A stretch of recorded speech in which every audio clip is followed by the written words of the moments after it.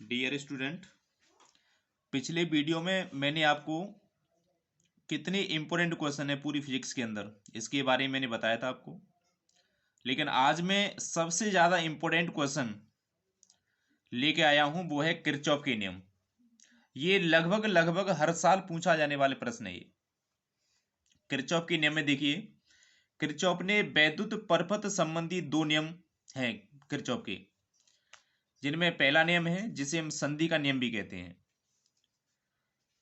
इस नियम के अनुसार किसी वैद्युत परपथ में किसी भी संधि पर मिलने वाली धाराओं का बीजगणितीय योग शून्य होता है, अर्थात sigma i equal to zero. अब देखिए कैसे, इस पॉइंट को देखिए आप, इस वाले पॉइंट पर दो धाराएं आकर मिल रही हैं, ऊपर से ये I1 आ रही है और इधर से I2 जा रही है, और इस वाले पॉइंट पर जाकर ये I1 और I2 हो जाएंगी, यानी I1 प्लस I2 हो जाएंगी।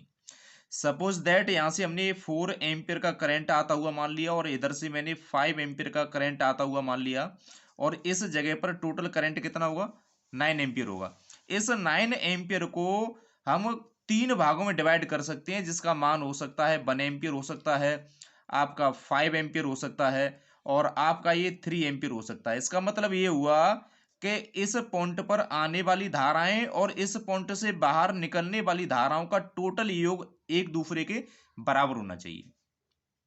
इधर देखिए, जैसा कि यहां पर देख रहे हैं आप चित्र से, यहां पर इस वाले पॉइंट पर जो मिलने वाली धाराएं और यहां से निकलने वाली धाराओं का योग आने वाली धाराओं के योग के बराबर होना चाहिए।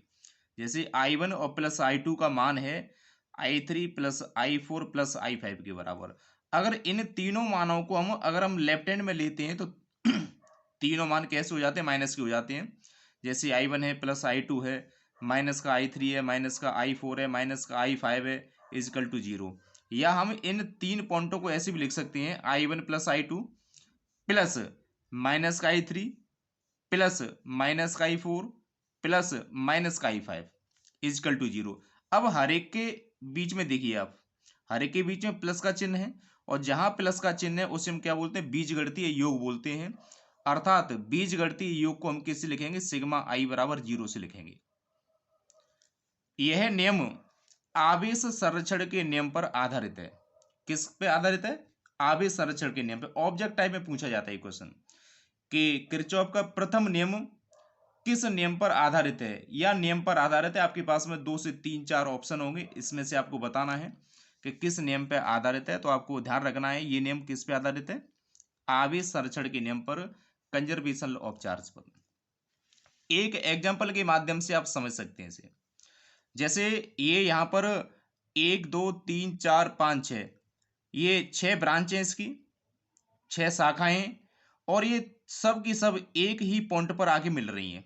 जैसे इस वाले पॉइंट पर इधर जंक्शन की ओर 5 एम्पीयर का करंट जा रहा है, इधर 4 एम्पीयर का करंट जा रहा है, और यहां से 2 एम्पीयर का बाहर निकल रहा है, आई बाहर निकल रहा है, और फिर इधर से 3 एम्पीयर का आ रहा है, और यहां से 1 एम्पीयर का बाहर आ रहा है। तो सवाल में ये पूछा है कि दिए गए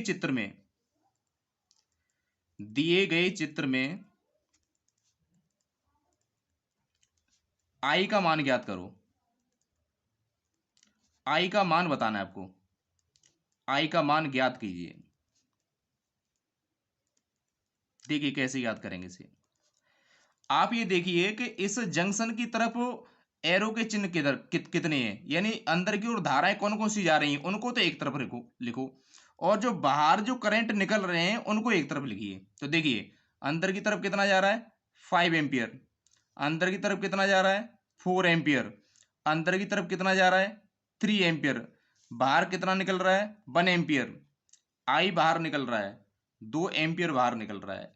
तो बाहर निकलने वाली धाराओं को एक तरफ लिखिए, अंदर प्रवेश करने वाली संधि की ओर जाने वाली धाराओं को एक तरफ लिखिए। जैसे 5 प्लस 4 एम्पियर प्लस 3 एम्पियर को तो हमने एक तरफ लिखा, बाहर कितना निकल रहा है, एक तो 1 निकल रहा है, प्लस 2 एम्पियर निकल रही है, प्लस आई निकल रही है।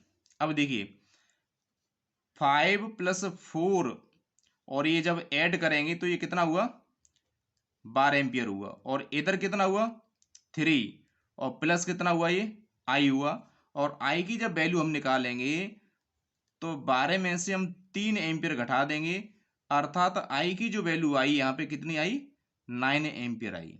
अर्थात यहाँ आई का हमारा फाइनल जो आंसर रहेगा वो कितना रहेगा, 9 एम्पियर रहेगा। सेकंड, द्वितीय नियम को समझिए।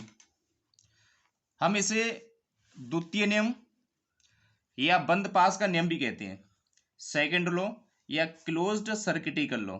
इसमें देखिए, किसी बंद परपथ के प्रत्येक बंद पास में बहने वाली धारा तथा उसके संगत प्रतिरोध के गुणनफल का बीजगणितीय योग अर्थात सिग्मा आई आर उस पास के कुल विद्युत वाहक बल के बीजगणितीय योग अर्थात सिग्मा ई के बराबर होता है। अर्थात सिग्मा आई इजिकल टू कितना, सिग्मा ई है। यह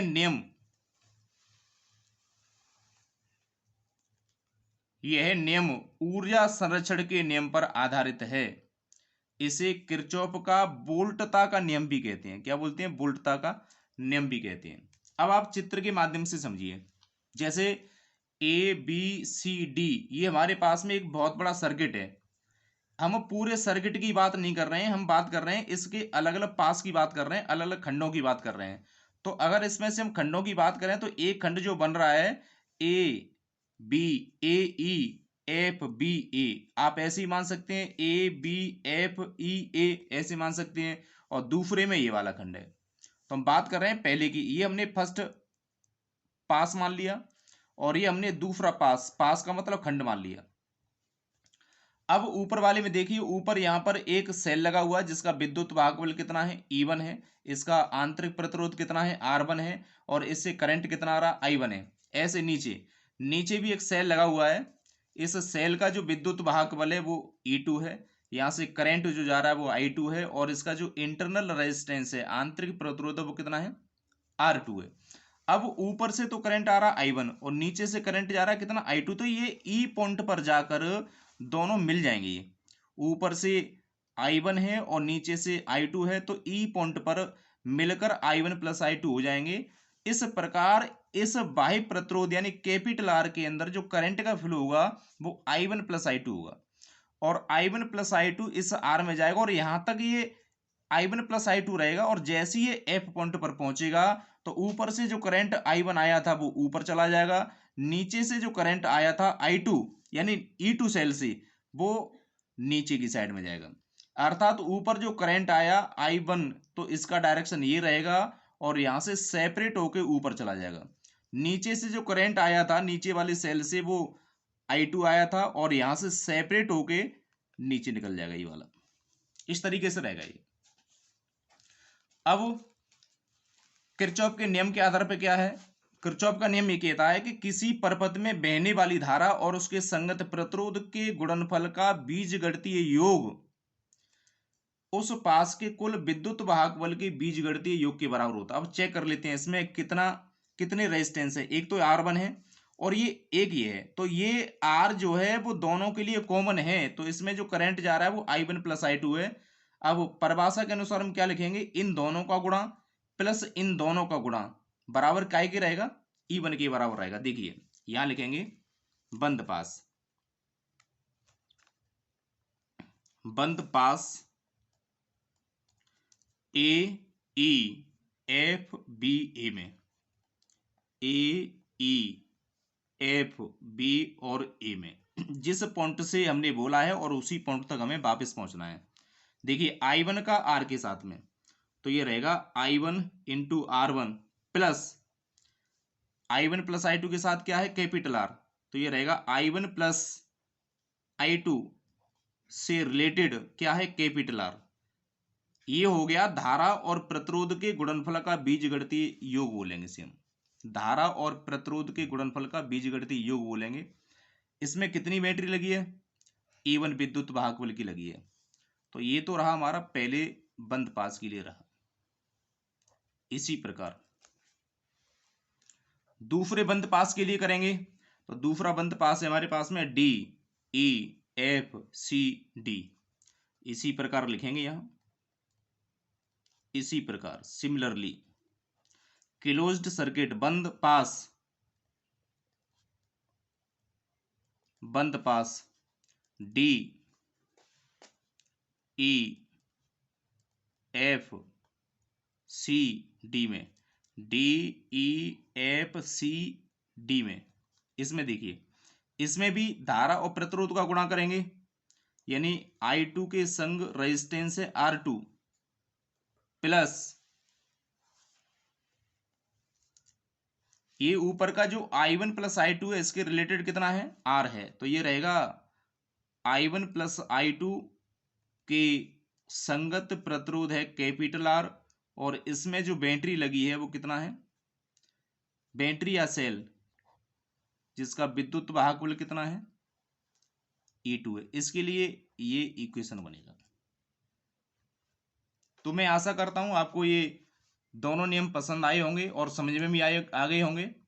नेक्स्ट अगली वीडियो के साथ हम फिर मिलते हैं। धन्यवाद।